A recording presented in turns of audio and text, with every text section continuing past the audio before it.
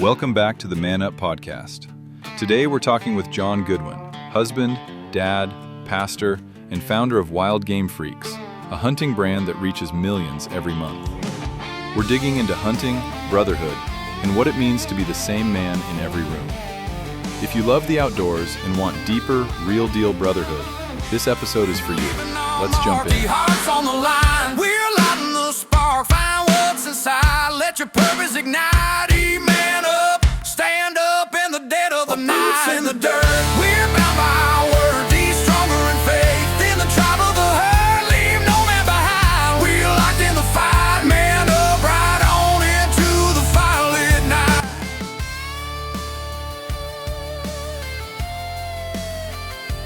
Hey guys, welcome to another episode of the Man Up Podcast. I'm your host, Terry Gwaltney. Today I've got a very special guest, John Goodwin. John's a husband, a dad. Most importantly, he's a follower of the God-man Jesus. He's also an avid whitetail deer hunter, an outdoor influencer, founder of the Wild Game Freaks, a brand that literally reaches millions of people every month on Instagram, and a huge passion for the outdoors and hunting. I know that's shared with a lot of our listeners out there at Man Up Nation. What's cool is he uses his passion for the outdoors to connect with men and really share a much bigger message about life, brotherhood, and faith. So, John, welcome to the podcast. Hey, thanks for having me, Terry. I appreciate it. Yeah, I think our listeners will a lot of shared interest with the guys out there in Man Up Nation. As I'm talking to you today, it's the height of bow hunting season, which come in for us October the 1st. So a lot of guys out there with a string and a bow chasing, the elusive whitetail. It's really cool how you've taken a passion and really kind of made that platform to influence a bunch of guys. So hopefully we can talk a little bit about that before we get off here. Yeah. But well, let's start with your background. Like, who is John Goodwin personally, and then how did you get into hunting and outdoor lifestyle? Well, who is John Goodwin personally? We can go a lot of different directions. It probably depends on who you ask. Yeah, should we talk to your wife? I mean, that's probably more interesting. Yeah, ask my wife. Yeah, I think she'd say I'm a good guy. So yeah, I'm a family man, but absolutely love the outdoors. And how I got into the outdoors is I met my wife when I was pretty young. So we were both working together at a Christian summer camp. Met when I was 19. She was 20 years old, and knew she was the one even at a young age. Got married when I was 21, and she was 22. So I was young. We got married, and hunting was really it's something I never did. I grew up in town, and I shot a BB gun for a week straight every summer when I visited my grandparents. And I would also stand on the end of their dock and fish. So that's I learned how to shoot at my grandparents. And my grandpa, when we'd show up, my brother and I, there'd be thousands of BBs and CO2 cartridges and sometimes a new rifle for us. And he always kept us going on that. And then, so fast forward. Now, where was that at? Because I know you're talking to me today from New York, correct? Yeah. So they grew, my grandparents lived in the Pocono Mountains in Pennsylvania. So yeah, so he had us going on that stuff. And then my first experience with real guns were my uncle took my brother and I out camping on some property he owned down in Pennsylvania, and shot a 22 a few times, thought that was cool. And then he handed me a shotgun, and I was, I don't know, maybe 12 and skinny as a rail, and hands me this 12 gauge, and I shot it. And my uncle and my brother both laughed. So I shot it again, and I handed it back to him, and he said, there was 3 rounds in there. I was like, I'm good. So my first experience with real firearms was slightly traumatic. But anyways, so fast forward, I meet my wife, we get married at a young age, and I married a country girl. And what I found was the outdoors was a way I could connect with the men of her family. So that first year we were married, I went and took my hunter safety course, and had an old shotgun I actually traded a car for. I had an old Ford Escort. I traded for a Mossberg 500, and killed my first deer with that. But but again, it was a way to connect with my father-in-law, my brother-in-law, and my wife's grandfather. And, yeah, that first year I killed a deer and I was hooked. So, Mm, um, but I think there's a beauty there in that story, and that the outdoors is something that brings people together, you know? I mean, I didn't really know those guys well at that point, and, now we share years later, a shared love. My brother-in-law and I are texting deer pictures back and forth, you know, in the fall, and he'll be one of the first people I send a picture to when I get a buck, you know, and, so so that's kinda how my love for hunting, initially started anyway, so that's pretty cool. Yeah, there's so many memories shaped around that, and I think for where we're at in society, where everything's a digital screen and you're mm, attached to the phone at the hip, uh, what more of a place I think for just a revitalization of just being in the outdoors because you yeah, have to disconnect. yeah, Um, and most of us, have a bunch of people that we'd call buddies, but we have very few brothers.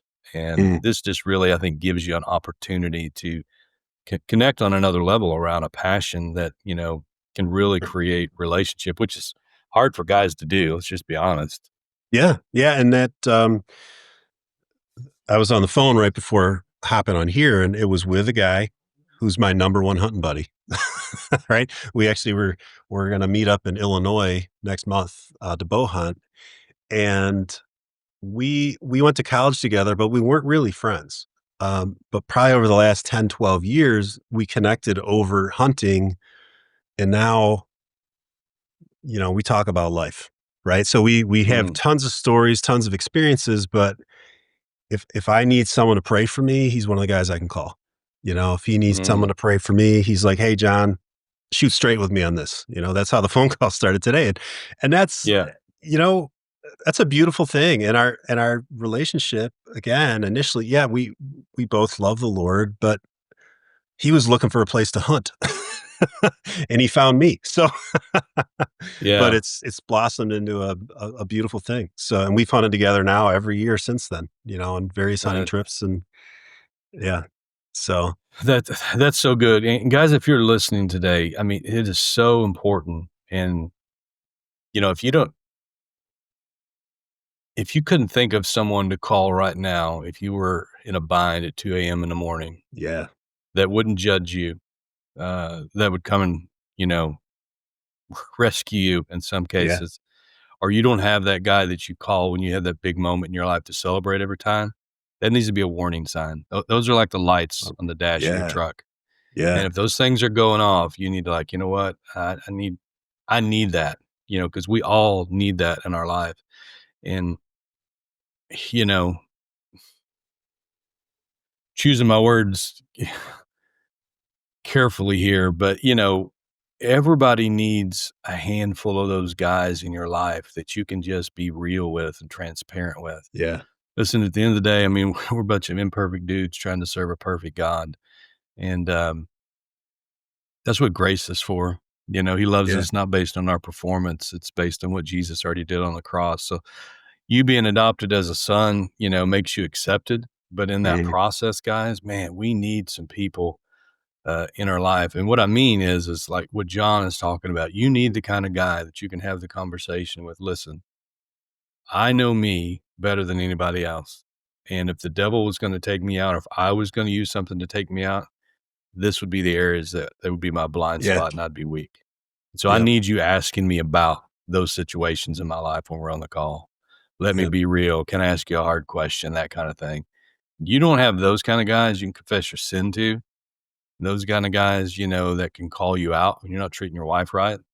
You're not doing this right. And yep, a lot of this can happen just through shared experiences of hunting that takes you to a whole nother level. So anyway, not 100%. to rant there, but man, that is Oh, so that's good important, I stuff. think. That's good stuff. So what inspired the Wild Game Freaks? What was the vision behind that, and what was the Well, inspiration? um, really, it's just a shared love for the outdoors, right? So I, I've kind of before I really connected with my buddy Greg. the only person, I would hunt with my in-laws and stuff, but that was really only like the week of Thanksgiving. Um, Friend of mine that I hunted with in college now lives in the Yukon, so I don't hunt with him, which I really need to go there to hunt is what I need to do. Yeah, no kidding.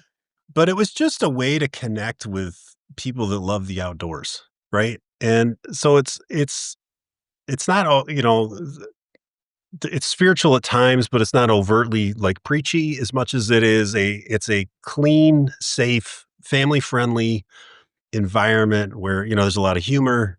Um, there's, stupid videos that I put up, my hunting experiences. And honestly, up until 3 years ago, if you followed that page, you wouldn't even know I was there. Right. So my picture was nowhere to be found.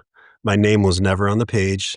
It was essentially a platform, up until that point where I just posted other people's trophies. So people would get a hold of me and they'd say, "Hey, can you put this picture up on your page?" Because I had a big page. I put their picture up, and then they tell all their friends, and all their friends would come follow my page, like it. But I had a couple rules, like, hey, you tell the story. There's no cursing. Um, the picture's going to be respectful. There's going to be firearm safety. Like your finger's not on a trigger. Blood and guts aren't everywhere. It's not a girl in a bikini. So and so basically, I filtered it through. Um, I want my I want to be able to look at my page when my children were sitting next to me and be okay with that. That's good. You know? That's good. So even language, I would go on there and delete comments that, when people said things are off color. Cause I'm like, no, I knew there was younger kids and hunters who also followed the page. So just trying to create that community of where I could connect with, other hunters. And, it's really opened the door to some really cool relationships. Like I hunted down in Georgia with a guy I met on Instagram. I've, been invited to go all over the country, honestly, and they don't offer to pay for it, so I can't. But, I've been invited all over the place to hunt. I've had opportunities to work with hunting companies, been able to try out various products over the years. Got involved with Pete Rogers on Christian Outdoors podcast as well. I do the midweek devotion on that podcast. And quite a bit this year. I did a bunch of co-hosting, but now I'm just going to focus on the devotion side. So I've had a lot of really cool opportunities come from that. And I think that people are kind of longing for a platform that is family friendly and safe, because a lot of it, it's not. I mean, social media is a monster, man. It really is. So, but I wanted my kids all follow my page. So they need to see the same guy Yeah. on Oh, that's good. Instagram as they see in the house. So, so they get the same dumb humor at the house too. If you see some of the memes Yeah. and stuff I post, but they know it's authentic, it's real, we're not, and it's appropriate, so Yeah. unless you're an So animal rights activist. So, Oh, that's funny. So how big is your reach through that, would you say at this point? well, right now I have over 79,000 followers, growing as of, I saw this morning, I think it said, so I go through this crazy dip. It dropped down under 1 million for a few months. What my reach was when because I focused most of my energy on whitetail deer. So Mhm. come spring and stuff, people aren't looking at those as much. They're looking at turkey pictures. So, but I'm currently, I think it says my monthly engagement right as of today is 1.8 million for this month. I hit a point last fall in November. It was up to like 19 million, or so it's Oh, wow. crazy numbers, which I have a hard time wrapping my brain around that. But it's because who are these people? Where are they? I have no idea. But it's every once in a while you hit something right and it goes viral, and you kind of learn how to play the game a little bit with the algorithm. I'm not going to lie, but yeah, it really is incredible when I look at that because I'm just doing something for fun. So it's like I'm doing something for fun, and then because of that, I get to meet people like you, right? So I get to connect with various ministries, like Christian Outdoor Podcasts, and I get to you know try out products from some pretty awesome companies, and I can do it knowing that I haven't sacrificed my soul. Yeah. Oh Right, yeah. That's yeah, it's so good. Yeah, so so good. Being the same guy in every room, yeah, man, yeah. that needs to be the mantra for all of us that are sitting here Oh, listening, because 100%. it's very easy to feel the pressure to be situational in who we are, and that's not being true to ourselves or Yeah, who God has called us to be. So I'm curious, so you've got a platform of influence now. It started out as fun. Obviously, you're still having fun with it, yeah, but now is it more? I mean, that kind of influence comes a lot of responsibility. So is it more yeah, purposeful now? Like, yeah. this is It what I really want to is. do. Yeah, it is, and I really actually I've spent some time in the last month, actually the last few months, hammering out ideas as far as what does this look like? Because that's something that the Lord's really kind of hit me with. Okay, John, you've got this thing. Um, it's valuable and it's valuable for the kingdom, right? So Yeah, you've got to reach that people in this world of likes and shares would love to have everywhere. And again, what does that look like for the kingdom? So I've really kind of dove into that a little bit. Um, I was a speaker at a sportsman's banquet last year. Started writing. Um, I have several other talks that I've developed that I've not necessarily used yet because I'm not necessarily marketing myself at the yeah, moment, but my goal is to have an outreach arm of Wild Game Freaks. I've even played around with different names. Do I call that like Wild Game Faith or something? I don't know. I don't know. But so, uh, like I said, right now I'm working some with Christian Outdoors Podcast. So I obviously don't want to do anything that competes there. But I am planning on starting up a website probably by the end of the year, where I'm going to really kind of have a dual emphasis, focus on my love of Christ and my love of the outdoors. yeah, Because I believe that when we give the Lord our loves, he does something amazing. He transforms those things into tools for the kingdom, right? So, yeah, and I find that a lot of the stories about the outdoors, there's a story from every hunt. I have dozens and dozens and dozens of stories I've written that are just simple observations that have happened when I'm out in the woods. And they translate so well into biblical principles that can be understood. And I think there's a beauty of connecting with people on a personal level first, right? I think when you discover someone that shares similar loves, you want to learn more about them, right? You want to get to know them better. And the truth is, I think I'm a decent hunter. I've killed a ton of deer, right? I killed a pile of them every year, right? That's just we eat venison 12 months a year in my house. That's my goal. I have three freezers in my basement. Um and so to be able to connect with people that share my passion or my what's a better word for it? My obsession. I think that's the word my wife uses. My obsession for the outdoors and my obsession over whitetail deer essentially grants me permission at times to dive deeper and to share my heart behind it. Because one of the things I see as I'm out in the creation is I see the beauty of our creator too. So yeah, yeah, so kind of back to that question. So I'm in the process of developing some more focused talks that I can kind of share. Um, I'm going to probably try and start pushing a little bit more to do more sportsman's dinners and different things. And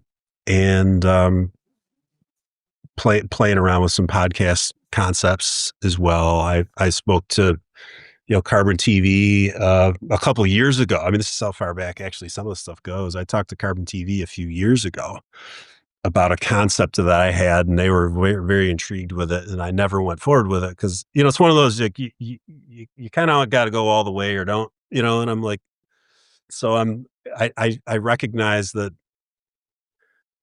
if I go that route, I'm gonna have to pay for a website. I'm gonna have to pay for hosting, for podcast, all the stuff, right? There's a lot of things, but Gonna I'm kind become of work. working. Yeah, I'm working towards it all right now because again, I really feel like God's given me this.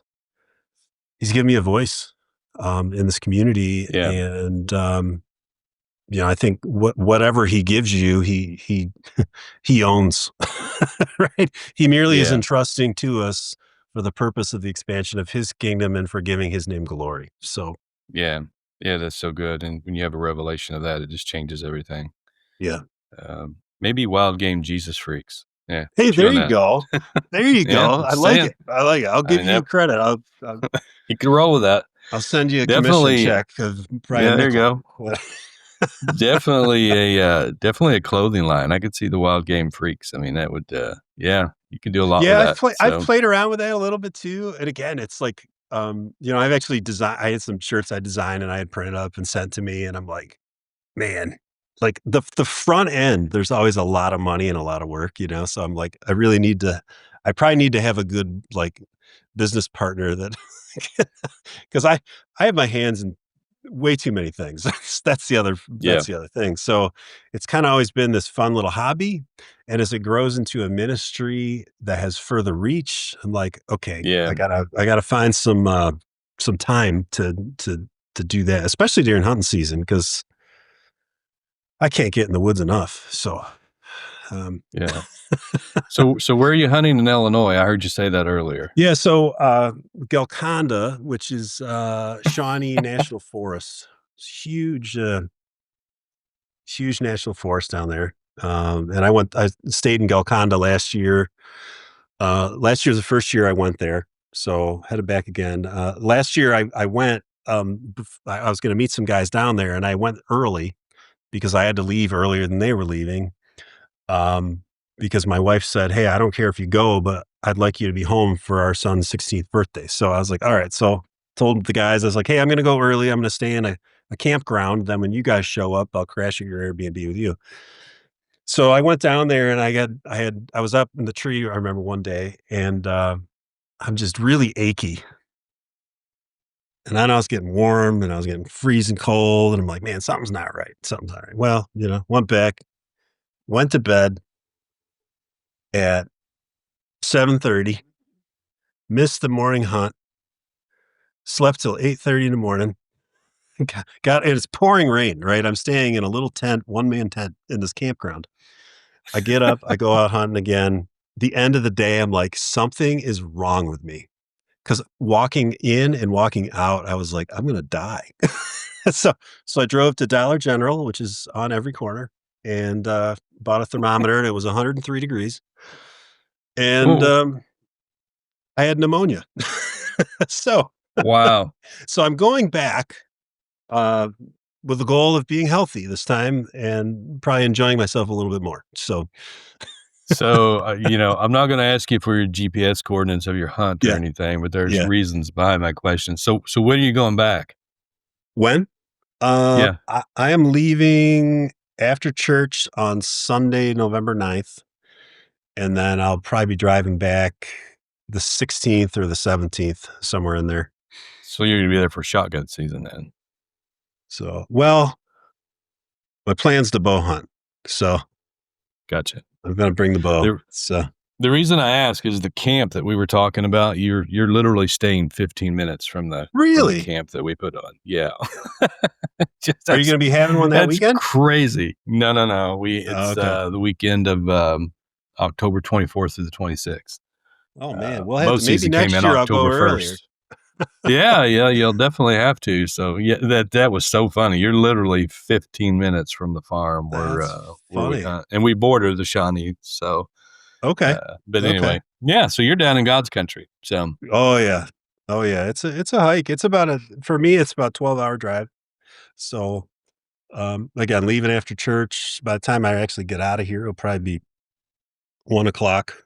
So, 12 hours means you don't stop. So I got to stop and yeah, yeah, we'll see that's how it funny. goes. I'll probably roll in town at 2 or 3 in the morning and I hear that, maybe but I'll don't just go expect find a anything to be place to. open. Yeah. Well, there's nothing That's open in awesome. Golconda at that time. There's That's what not, I was going to say. yeah, Don't that expect town, anything there's to be nothing open. there. So, So. one- one- so, but looking forward to it. Looking forward to it. So one of the things we talk about a lot here on this podcast is we've got guys that, I mean, we're just facing all kinds of struggles, addiction, pressure, isolation, broken relationships. I mean, everything you can imagine in a world Yeah. affected by sin. Yeah. So from your perspective, how does this adventure and outdoors help guys just reconnect with themselves, with others, and with God? Mm. Well, I think there's something to be said of you find what you're looking for. Now, let me explain that. One of the disciplines that I've tried to carry with me the last few years is to look for the beauty of God's creation. Look for reasons to rejoice, because I think in a world that's so messy and all the stuff that guys carry, if we can learn to see good regularly, it will Mm, reshape the way we see everything else. yeah. You know, I drove over the historic Erie Canal this morning and I looked down the canal. It was a chilly morning. Steam was coming off the water. Sun was at the other end of it. I'm like, man, that's just beautiful. And I was trying to stop to take a picture, but the person behind me was in a hurry, so I had to keep going because it was a one-lane bridge. Um, but again, I think I carry that. I try and take that same mentality with me when I head into the woods. And what is a successful hunt? I think every hunt, right? Just the Yeah. Just fact getting out there. that Yeah. I have been given this gift and this time and this opportunity to get out there. So I think for me, being outside in the woods is one of the few places where, for whatever reason, all the stuff, all the pressure, all the frustrations of life seem to just lift. I don't know. There's just something about getting back to, I mean, that's, God created man and women back in Genesis chapter 1. Where did he put them? I mean, they are outside, man. And it says they're in a garden, they're in the woods, they're in the wilderness, right? And that was the original, like God's ideal for humanity was Yeah. that. And so, they ate the fruit from the trees. I mean, they had one they shouldn't have had, but they, fast forward, they ate meat from, after the fall, meat from where they lived. So I think there's something about returning to the original roots of how God originally intended his creation, but also, again, like I said, taking with us that perspective of, hey, I'm going to look for something, man, I'm going to look for the beauty and, being in the woods when the sun comes up. It's amazing because you watch it come to life. There's a rabbit, there's a squirrel, there's 100 more squirrels. Um, Especially whatever if it you're deer is, or hunting. what's that? Especially if you're deer hunting. Yeah, yeah, exactly. But so I think there's something to be said of just that, um, the beauty of returning to God's creation, especially if we tune our minds into choosing to see God in it. Like when we live with the discipline that I'm going to see God at work, we usually see God at work. Yeah. Right. When we see, even the little things that we can appreciate about deer. I hit a grunt tube. Well, this is go. I'll share a story to go with us. Several years ago, my son was with me, and he's holding my cell phone, And I hit the grunt tube and I said, open the weather map. And he did. I said, tell me which way the wind's coming from. He said, it's headed from us right there, like hardly blowing it off. I said, okay. I said, now the whitetail deer buck that responds to a grunt will always come in downwind because he's trying to figure out who you are. And, hit that grunt tube. And 2 minutes later, I looked like a genius in front of my son. A buck came out and walked within 6 feet of us. We were on the ground in really thick pine trees, and I shot it with my bow. And my son has been hooked ever since. But I think that type of thing, we can see the beauty in the creation of, hey, this is how they respond. Why? Because that's just how God hardwired them, Yeah. to watch, how they communicate with licking branches and scrapes and rubs. And I killed a doe we have an early doe season where I live. And I killed a doe from a cornfield. I stalked up and used a cornfield as a blind out of a hay field. And I had deer walking all around me in this corn. And I could hear them vocalizing to one another. And again, it was just like this amazing moment of, wow, God, your creation is so good.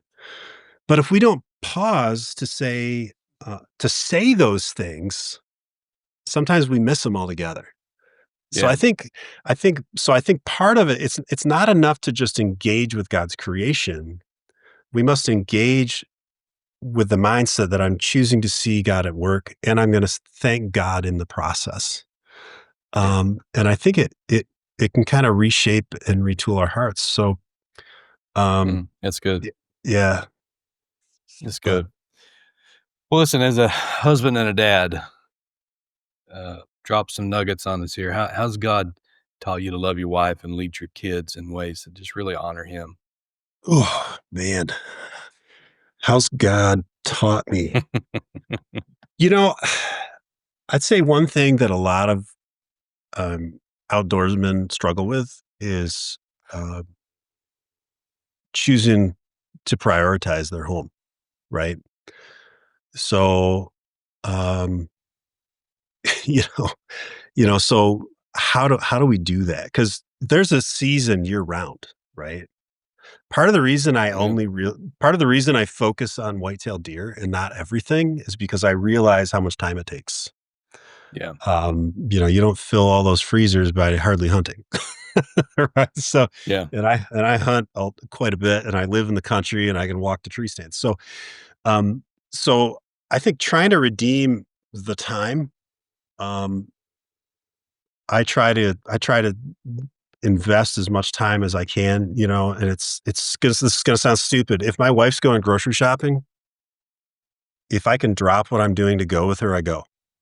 Now that's not a sexy date, but we live 20 minutes away from the closest grocery store. So we get to talk in the car on the way to the grocery store, 20 minutes, 30 minutes, depending on which way you go. Talk on the way back, maybe buy a coffee on the way, maybe and convince her that I can take her out to lunch on the way, but she takes the dogs for a walk every day. There's days I don't want to go, but I'll get up and I'll go with her.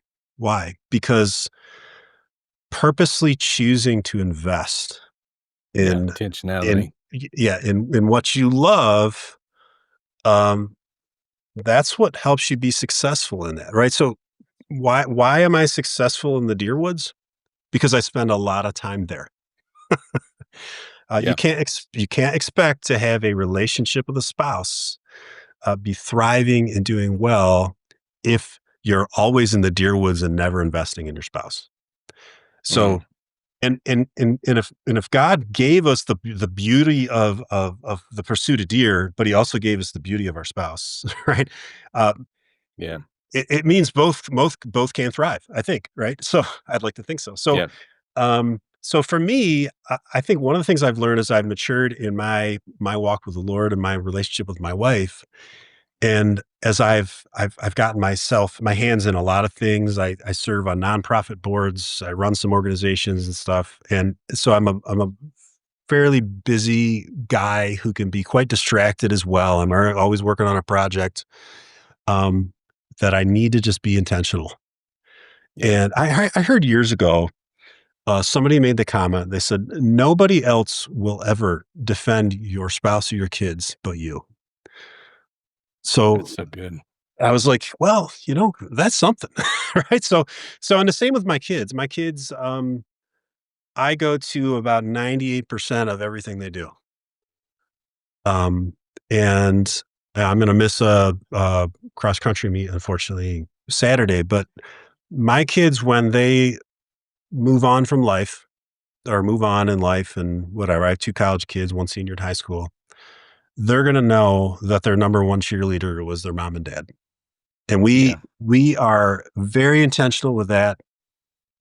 And I think a big part of the problem we live in, and I've done a lot of work with youth over the years, a big struggle that we live in is that kids wanna know, they wanna know that they're safe, they wanna know that they are loved, they wanna know that they are valued, and if they don't get that at home, they're gonna go find it somewhere else. They're Yeah. gonna go find it somewhere else, and, my wife works in a school, and she sees it all the time. There's children that they show up to school, and that's the only place they're safe. And that never be said of us and the listeners of your show, because, as godly men, God has given us a huge responsibility. And I think, again, I mean, are they loved? Are they safe? Are they valued? And, Yeah. I trust that my children will know, even if I disagree with them, you know, that they are loved, they're safe, and they're valued. And, I celebrate their accomplishments. I think, again, as I've grown in my relationship with my kids and the Lord, I've had to do. I'm in a unique position in life because, my daughter is a senior in college in a 4-year program. So she's really kind of been out of the house for 4 years. My middle kid is a sophomore, so he's been out a little bit. And so we're in this weird transition time too. And a few years ago, I heard someone talk about, he said, we have to learn to shift from being supervisor to consultant, with our kids. And I thought that was a great Yeah. line as well, because, I've really had to navigate that. But I've also in the process seen it grow into some beautiful stuff. Like, my daughter recently has called me because she wants advice on, working through some people issues with a she tends to take over the world. She runs tons of stuff on her college campus, but she's like, "I know that you've regularly had to sit down and work through issues with people and stuff." And she's like, "So I figured it would be good if, and I'm like, "Who is this kid?" I mean, it was a really Yeah. cool moment, but it was, an affirmation that I think they've they've seen, I think, some consistency. And I think that's another one that's key. One of the reasons, we hear it all the time, right? Kids are walking away from the church. Kids are walking away from the church. Well, don't you think a big part of that might be the consistency of the people they're looking at? If it's real, Oh, and if it's real in daddy's life, yeah. uh, it's going to show up at home. It's going to show up at church. But if it's fake, if it looks different in both places, they don't want that. Yeah. So, consistency. Are they loved? Are they valued? Are they seen? Are they safe? Um, and I think that stuff's huge. And I think in turn that should spill over into our relationship with others as well, right? I mean, Yeah. Matthew 22, teacher, what's the greatest commandment? Love the Lord your God with all your heart, your soul, your mind, strength, right? The second is like it. Love your Yeah. neighbor as yourself, right? Love other people. And he says, in loving other people, on all the law and the commandments, or all the law and all the Oh, prophets hang on these words. So it's like, yeah. if loving people is like loving God, then you as a man of God better, first of all, love well in your home, Mm, because that is an indicator of a greater relationship with our God. So, yeah. So true. So true. So we talk about this a lot, but every guy needs a band of brothers. Why mm, do you think this biblical brotherhood is so vital for guys today? well, I think we can see it all the way back in the garden, right? I mean, and this wasn't necessarily about a band of brothers, but God looked at Adam and he said, "It is not good for man to be alone." Right? Start with that, right? It's not good for Yeah. you to be alone. Fast forward to the New Testament, Jesus is sending out his disciples to do ministry on the road, and what's he doing? He's sending them out in pairs. 2 by 2. Yeah. Yeah, he sent them out in pairs. Heck, he sent the animals into the ark in pairs. Right? He knows what he's doing Yeah. here. So I think why is it important? Because the truth is, if we don't have people in our lives that we can check in on or have check in on us um, or call us out, like the truth is we're going to struggle. We're going to struggle. Like Yeah. I have, I would say, I mean, 4 guys that I could literally call about anything right now. Now some people in my life would argue that there's more than that, right? But we know, right? There's certain areas we don't reveal to everybody, right? So, Yeah. but I have some really close friends that if the world fell apart, I would call. They would also hit me in the face if I did something stupid, you know, out of love. And Yep. it's funny. I've these 2 guys I get together with all the time, and we stood in the garage one night having a conversation, and one guy goes, "Can we just agree that if one of us ever makes a foolish decision that harms our wife, that the other guys are just going to stomp him in the garage?" It was kind of, it's kind of humorous, um, but that's that relationship. We're very Yeah. honest. We're very real. Some buddies that I talk to when I'm working through major spiritual issues or whatever. The fact that I can call, so many guys don't have a person they can call and just say, Yeah. "I feel like my world's falling apart. I don't know what to do." And the truth is, that guy might not know what to do either, but there's power in having someone that is listening and cares about you in the process. And that's not like having feelings is not being a pansy, right? Having feelings is being human, right? Is what it Yeah. is. Because Yeah. not only can I say, "Hey, I'm having a really bad day," like I'm heartbroken about something, but I can call and say, "I'm ticked off and I just want to, I don't know, I want to punch a hole in a wall," or "I just punched a hole in a wall," whatever it is. Like I any of those conversations, I think to have a group of guys that you can say, "I know they want what's best for me," is one of the most beautiful things a man can have, because I know a lot of guys that don't have that. Now, it takes intentionality to get there, because if you are just hiding everything behind the bottle, right, or hiding everything behind whatever, you've got to, like, in the garden, what Adam put on a fig leaf after he sinned, right? Yeah. He was hiding his stuff, right? But we figuratively, a lot of guys do the same thing. Right? I'm only going to show you what I want you to see. And the truth is, if we want to get to a level with effectiveness in this world, we have to realize first and foremost that we don't have all the answers. And when it comes to ourselves, that we lack objectivity. So we need someone to come in that loves us, that can bring a different perspective, that also can look at us and go, "I don't really think you're evaluating your own life correctly." Because it'll Yeah. tick you off. Like, it's gonna tick you off at first. But when you step back and realize that that man loves you and only desires what's best for you, you're gonna Yeah. realize that that was one of the most courageous things he could have done, Yeah. because he That's so just true. risked your relationship so that you could be healthy. Yeah. That is what a brother does, That's right? so good right there, dude. Yeah. Yeah. And, we're only going to be as free as we're willing to be honest. And, Yeah. Yeah. you've got to have a couple of those guys in your life that you can be honest with. Yeah. Yeah. And I think it's pride. Pride is usually what keeps us, from, Yeah. as a dude, from opening up and being transparent. But, Yeah. And um, and I think it it it takes a lot of humility to say I need help, right? So, I had some questions and things I was working with. I'll be 100% honest. I went and saw a therapist a few times earlier this year. Not that I don't have friends, but I'm like, okay, I just want a different perspective. I want to make sure Yeah. I'm seeing things right. And it was a little weird telling a stranger, like, hey, I'm struggling with this, but I wanted to make sure, I think, because again, as a father, as a dad, as a leader, if I'm not seeing things properly, I'm going to lead people improperly. So I need to make sure my heart's pure. But I think years ago, I found myself in a position where I saw a number of men that I looked up to fall into really serious sin, and it was a bunch of them, and it happened all in a really short period of time.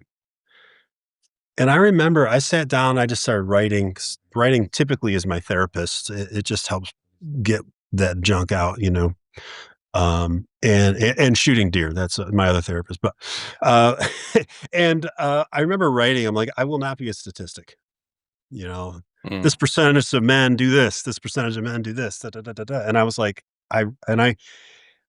that same week I went and knocked on doors of like 3 different guys. And I said, I need some help. And so for me to get to a spot where I can say I have guys in my life, it started by acknowledging that, hey, if that guy over there who I thought was really godly can fall, I also can. And then having humility and saying, God, I don't want that to happen to me. Yeah. And then finding people that I respected and said, hey, can you help me? Can you That- prop me up when I'm not doing well? And that's so good. a humbling thing, but you know what? I got I got 3 kids that I think are doing well. I have a marriage at 24 years that's better than it's ever been, and that's all the grace of God, man. Yeah. And, yeah, I'm so thankful, so thankful. That's so good. We're going to have to land this plane. Last question. How does John Goodwin want to be remembered when your life here on earth is over? Oh, man. How do I wanna remember? That's loaded, yes. The biggest deer? No. If I was to that's a great question. I want people to know that come in contact with me, I want them to know that they were valued. You know, I this is a talking point I get on all the time. So you have to forgive me. It's a little bit of when you read the book of Genesis, you find 3 truths right away. Number 1, all people are created in the image of God. Uh, Therefore, they have inherent value. Uh, the second thing that you find is um, they were created to walk in a relationship with God, right? We see that God shows up in the garden, visits Adam and Eve, even after they sin. Fast forward to Revelation chapter 22, I believe it is, or 21, might be 21. Where's God dwelling in the new heavens and the new earth? In the midst of the people, right? God's desire is to walk in relationship with humanity. Um, and why does he do that? Because all people are valuable and image bearers and created to walk in relationship with him. And I could flesh that out a little bit more. But if I believe that to be true, everyone I come in contact with, I want them, the same thing I said about my kids. I want them to feel seen, loved, and heard. I want them to know that they have value. And that is very hard in a messed up world Yeah. because there's some really stupid stuff out there, right? There's some It's really really stupid awful, people. Yeah. yeah, there's a lot of awful things out there. However, we can't expect people that don't know Jesus to live like they know Jesus. That's good. And if people that know Jesus don't act like they know Jesus, when they meet people that don't know Jesus, those people are never going to meet Jesus, right? So try and track all that I just said. But so I want to be remembered, I guess, as an authentic person who really didn't just preach loving your neighbor, but actively got out there and served and met the needs of his community. That people, when they came in contact with me, they actually felt like they had value, like they were loved, like they were safe. And in turn, because I believe that's also infectious, right? Yeah. So Yeah, I do too. that's what I want. Like I think when if my kids are standing up and I'm laying out in a casket or in an urn or in a cardboard box or whatever it is, right? That they're gonna say this guy was legit. Like he was real. He didn't shy away from issues, but he handled them in a way that honored people and honored the Lord. And that he didn't just preach that we needed to value people because God valued them, but he actually did it with everyone he came in contact with. So Good stuff, buddy. Good stuff. Where can guys connect with you at on social media? all right, so social media, I've got a couple different. I mean, I'm on a bunch of stuff. I just got back on TikTok again, which I don't know why, but I'm like, whatever. TikTok, it's so dumb. But anyway, so on Instagram, it's at Wild Game Freaks is my basically my entertainment page, if you will. At John P. Goodwin is my personal page, which I really don't do a ton on anymore because most of my attention goes the other way. I do a midweek devotion on Christian Outdoors podcasts. They can tune into that. Wild Game Freaks is also on Facebook, and then yeah, I guess that's about it. So Mm. yeah, I'm all over the internet. So, but yeah, Well, most of my interaction with people is through the Instagram page, though. So yeah, we'll make sure we put that link in the okay, show notes. yeah, Man, thanks so much for being on the show and sharing your story. yeah, It's been great today. So, guys, remember, legacy is not what you leave to people; it's what you leave in people. We'll see you next time on the Man Up Podcast. Thanks for tuning in to the Man Up Podcast. We hope today's episode challenged and inspired you to become a better man, father, and husband. Remember, failure isn't final, and you're not alone on this journey. Stay connected with us, subscribe to our YouTube channel at Man Up Adventure Camp, follow us on Facebook and Instagram at Man Up Adventure, rate and review the podcast on Spotify and Apple Podcasts to help more men find their tribe. Thank you for being part of this movement. Let's continue to live on purpose and leave a mark that can't be erased.